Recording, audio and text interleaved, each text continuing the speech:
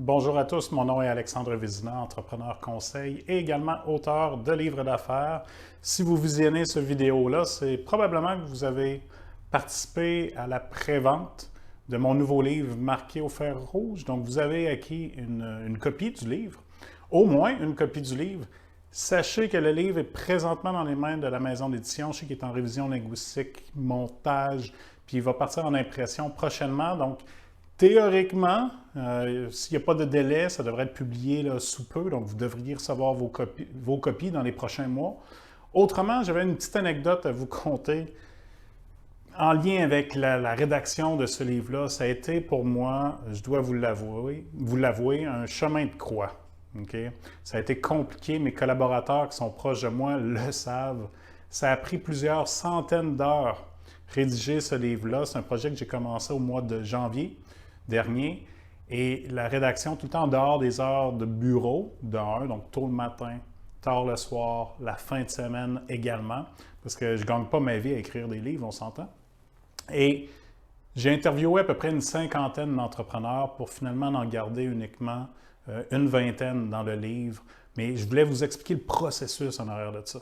Le processus en arrière, donc les coulisses en arrière du livre marqué au fer rouge.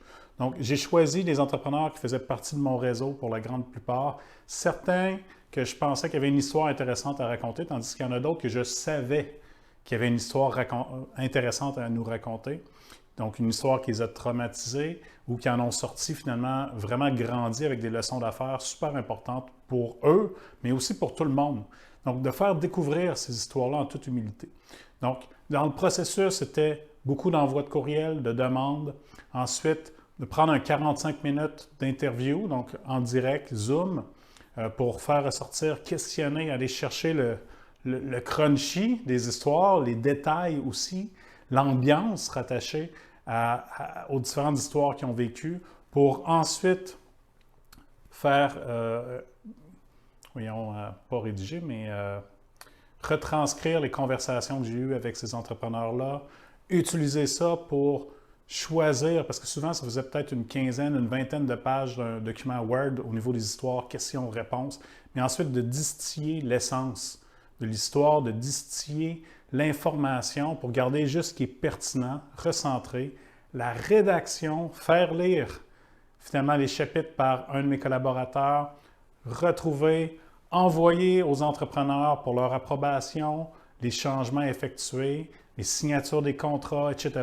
Donc, c'est un gros projet dans lequel je me suis embarqué, que j'avais sous-estimé, on ne se le cachera pas, le nombre d'heures que tout le processus pouvait prendre.